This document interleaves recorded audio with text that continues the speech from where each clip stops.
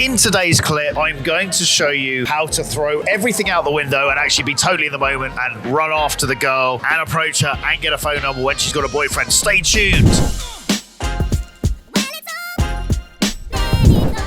You keep getting interrupted. All right, guys, and talking to you from Warsaw, and in today's video, huh? Well, I might as well approach her. She's quite cute. Keep it on. Keep it on.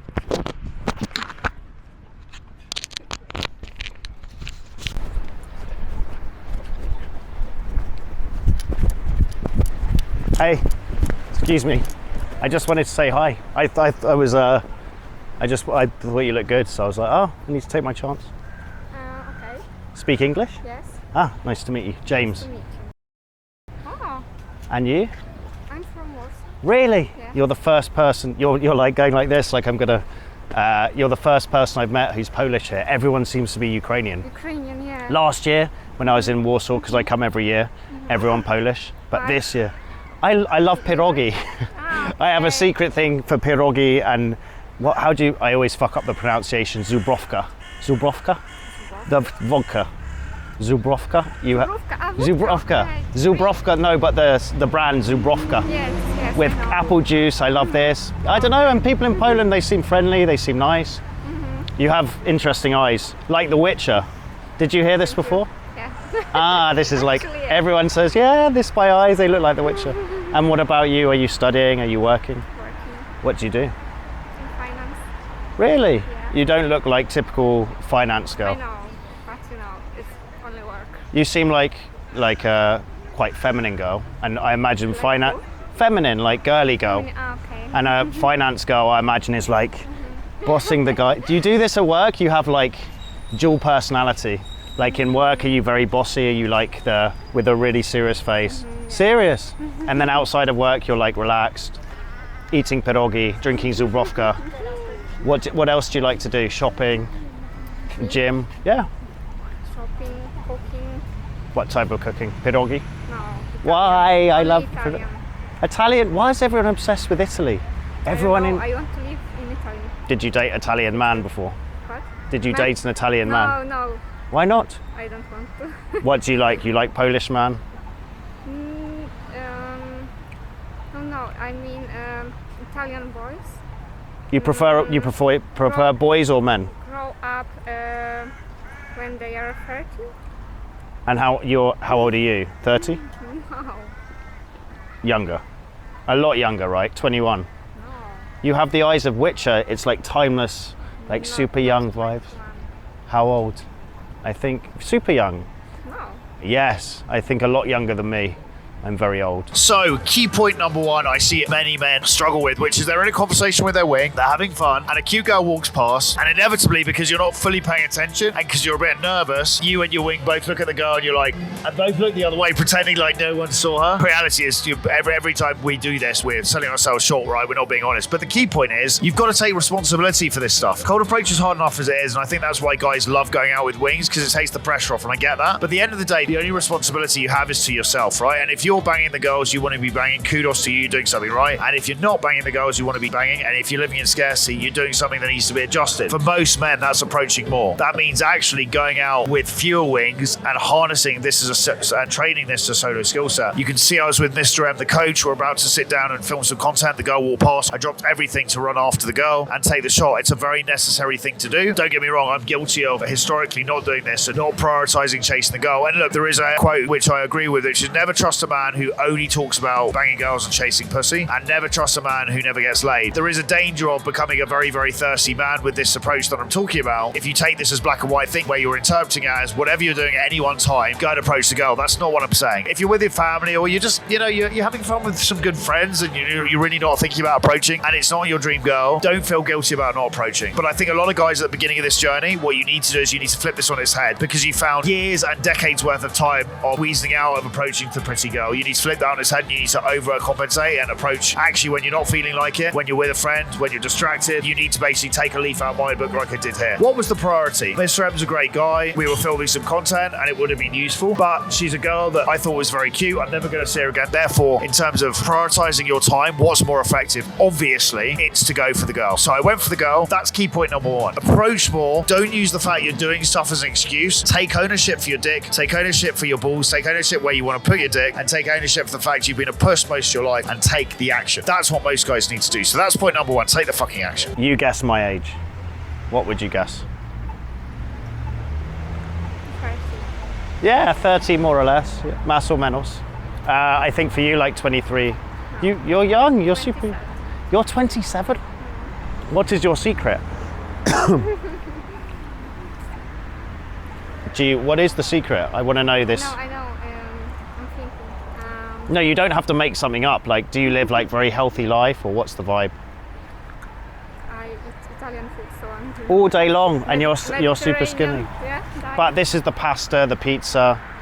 This is very like fat. Yes, I know, but Tiramisu. This is Italian. what? Tiramisu. Did you try this? The dessert. Actually, I don't like this You don't like it. tiramisu. Why? You don't like coffee. I love coffee. But you don't like tiramisu. It's like the same thing. It's like coffee and a cake. No, not really. Really? Huh? You'll have to teach me about Italian. What about the ice cream, affogato? Do you know this? Ice cream? They have vanilla ice cream and they put coffee. Affogato. Ah, yes. I knew the name Affogato. because I learn Italian. Ah, I okay. forgot. So you actually are going to move to Italy. This is like serious. You're learning Italian because you actually want to move to Italy. Yeah. Really? Ah, that's cool. Okay. Well, look, another time, if you're free, let's go for a drink. I'm meeting someone. Are you got boyfriend now?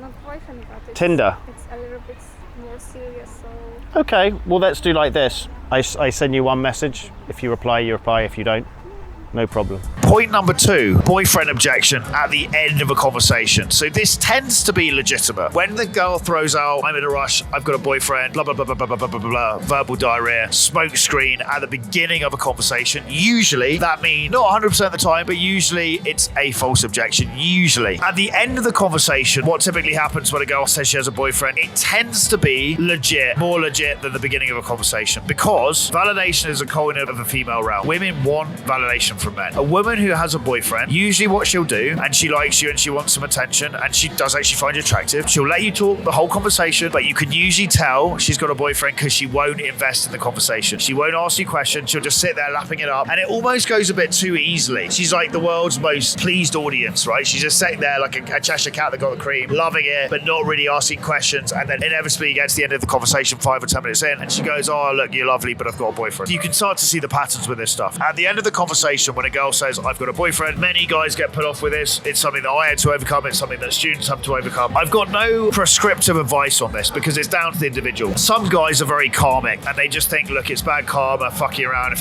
the girl said she's got a boyfriend or got a husband, blah, blah, blah, don't go near it. Just leave it. Are you got boyfriend now? not boyfriend, but Tinder. It's a little bit more serious. So Okay, well, let's do like this. I send you one message. If you reply, you reply. If you don't, no problem. Because you don't know what's going to happen, right? You might break up with him tomorrow, you might get married, you might get divorced. We see what happens. Do you have WhatsApp? Okay. What was your name again? You're very like, no, what's the word? Like, I don't know. I don't know. Like a cat, like,